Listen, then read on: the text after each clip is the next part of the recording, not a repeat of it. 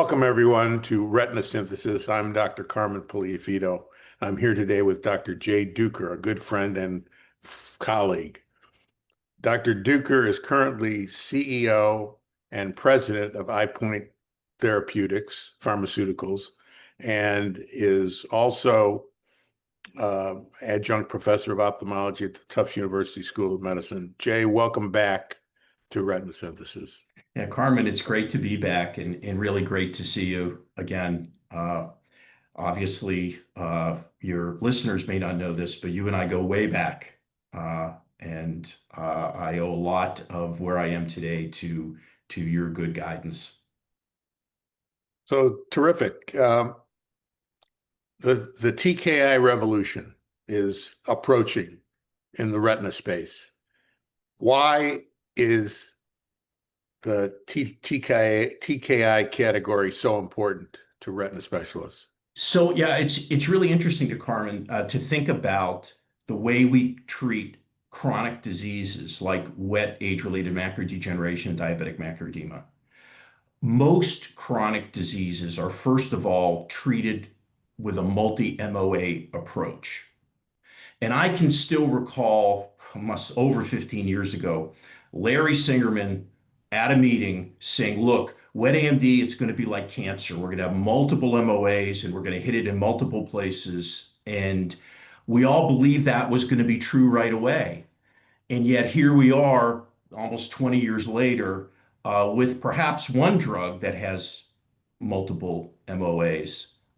And so the idea of treating a chronic disease with multiple MOAs is, we're used to that. We treat, glaucoma with multiple drops. We haven't really been able to have that in retina. The second thing is we're treating a chronic disease with essentially acute therapy.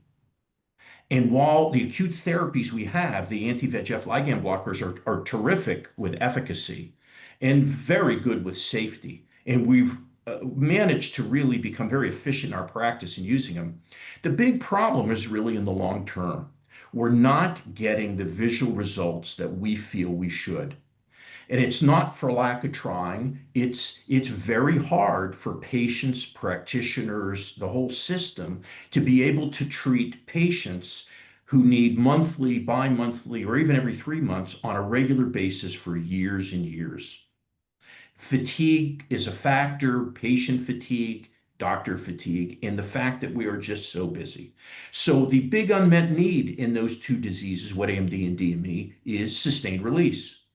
It's very hard for a protein to exist at body temperature for a long period of time without breaking down. And of course, we do have an approved sustained release device, the port delivery system. But in order to really look for solid, good, sustained release, a small molecule fits the bill. And the tyrosine kinase inhibitors are small molecules. Now, if you just use a small molecule and inject it into the eye, it's going to be gone in hours or days. So you need, in order to use it, you need some type of matrix to keep it from going away rapidly. What the TKAs offer is a new MOA. They work at the receptor level, not soaking up excess, ligand with a ligand blocker, but rather at the receptor level within the cell. So you put the insert into the eye, it releases the small molecule crosses the retina, gets into the cells and blocks the effect of VEGF.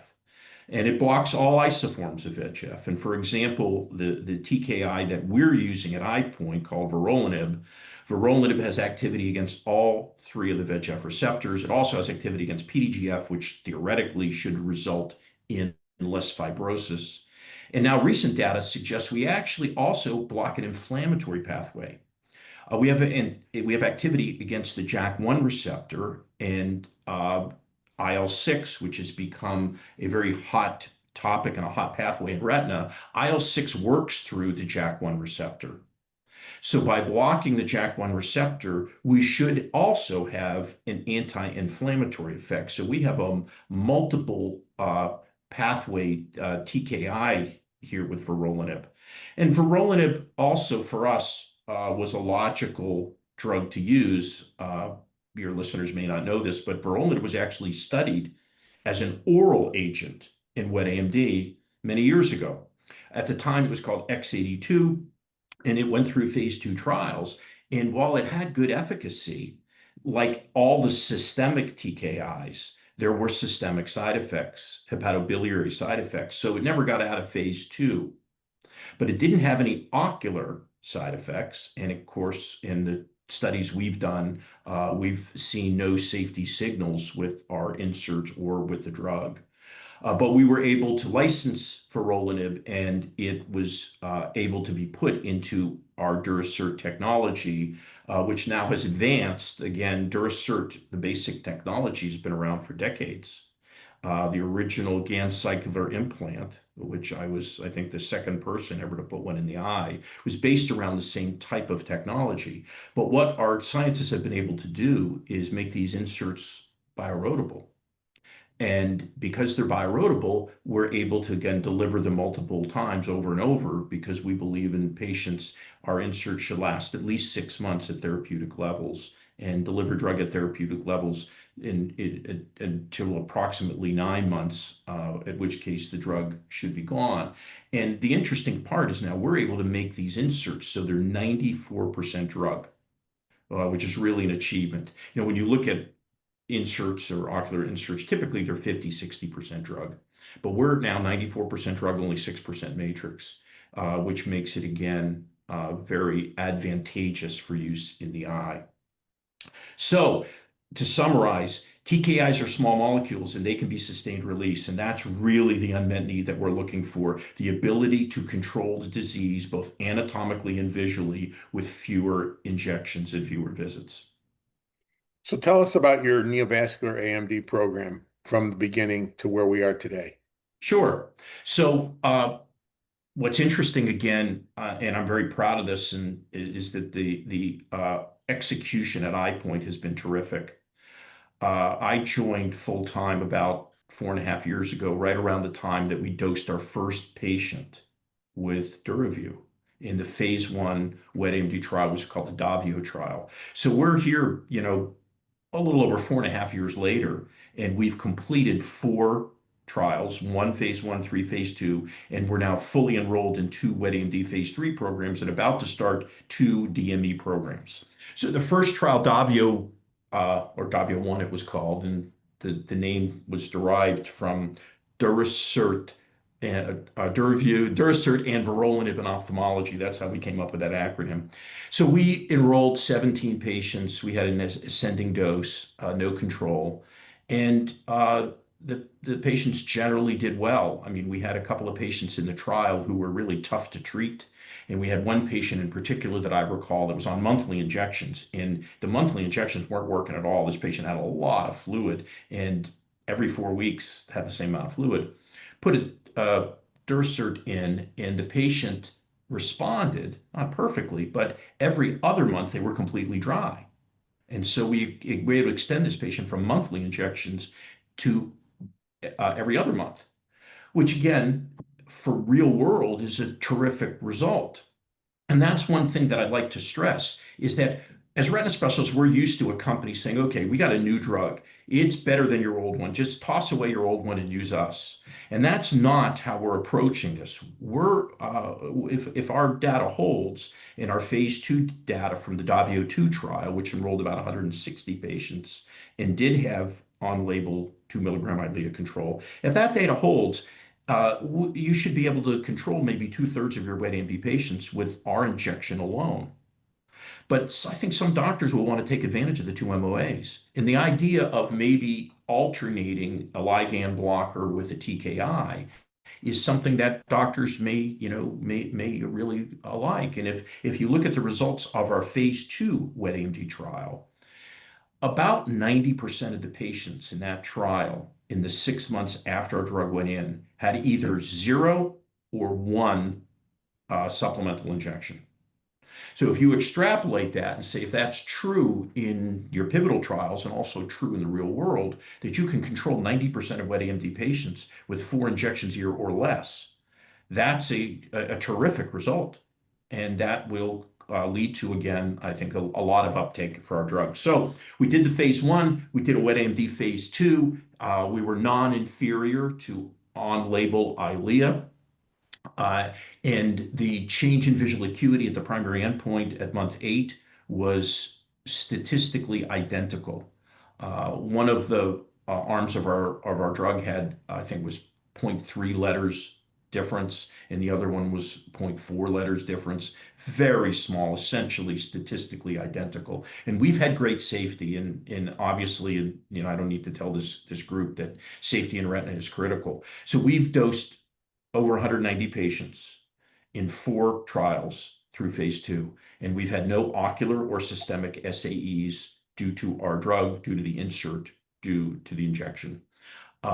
We've also had no safety signals, and so that's really, obviously, really important. And I can add, in our phase 3 that's ongoing, we've enrolled over 900 patients in 2 trials. They're called the Lugano and the Lucia trials. Those trials, we look at the safety, the masked safety, and what we're seeing is similar safety to what we've seen in the other trials. So nothing worrisome, no safety signals, and so that so far, I would say the masked safety data looks good. So what we're hoping to find in wet AMD is that we are statistically non-inferior to on-label 2 milligram Eylea. When we're dosed every 6 months after the load, and they're dosed, obviously, every 2 months after the load. So that would result in a reduction in treatment burden, which we'd like to show. And if we're non-inferior, I think that in and of itself would cause quite a bit of adoption of our drug. On the other hand, we may be superior because of this IL-6 pathway that we're also blocking.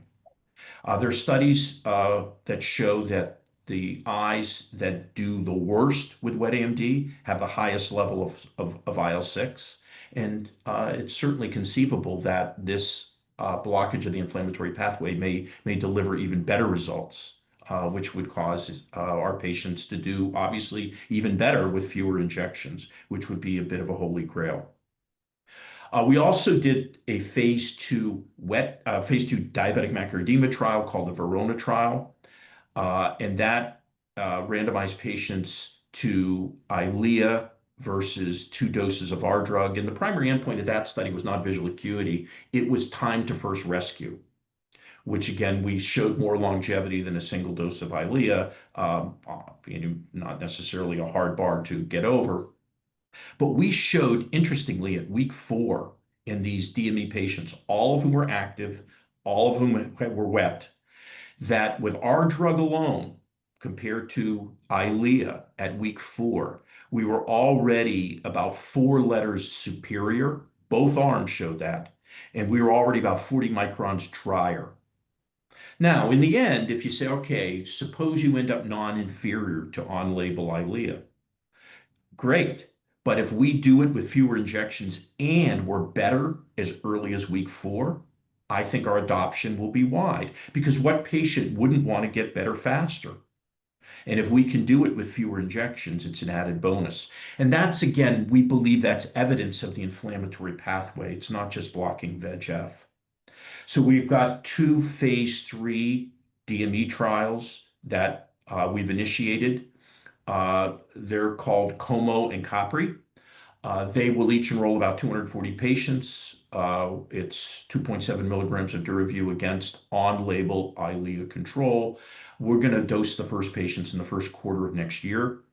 And based on how rapidly we enrolled the wet AMD trials, I should say that each of those trials enrolled well over 400 patients in about 7 months, which is really, really rapid enrollment. But we think we're going to be able to do similar enrollment for the DME trials. We're enrolling fewer patients. So looking forward to next year, we're going to have top-line data from the first wet AMD trial sometime in the middle of the summer, with top-line data from the second wet AMD trial sometime several months later. And then we should be announcing full enrollment of the DME trials around the same time, which puts us into top line of the DME trials at the end of 2027.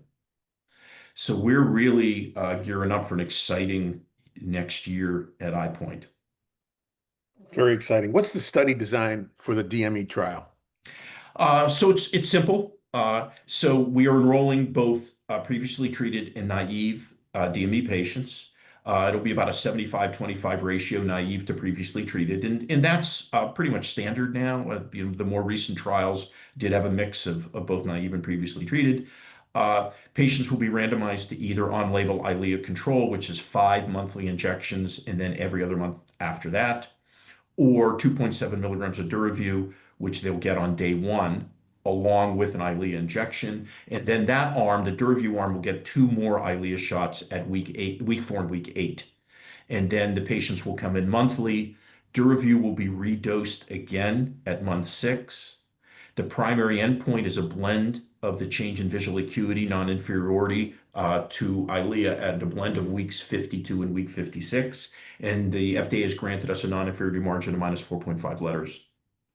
They will be 2-year studies, both wet AMD and DME, in order to get full label for reinjection every 6 months. The FDA wants to see a minimum of 300 patients dosed at your go-to-market dose with your go-to-market interval for 2 years for safety. And so we will be showing that in both wet AMD and DME trials to get that on the label. But we'll be able to submit the NDA after 1 year for both wet AMD and DME. DME will be submitted as an sNDA, and hopefully by the time we submit, we will hopefully be approved in wet AMD if everything goes well. Well, it's an exciting schedule going forward. It is. And Yeah. congratulations on the good results so far. Thanks. We will be stay tuned for the results of the clinical trials. Can't wait.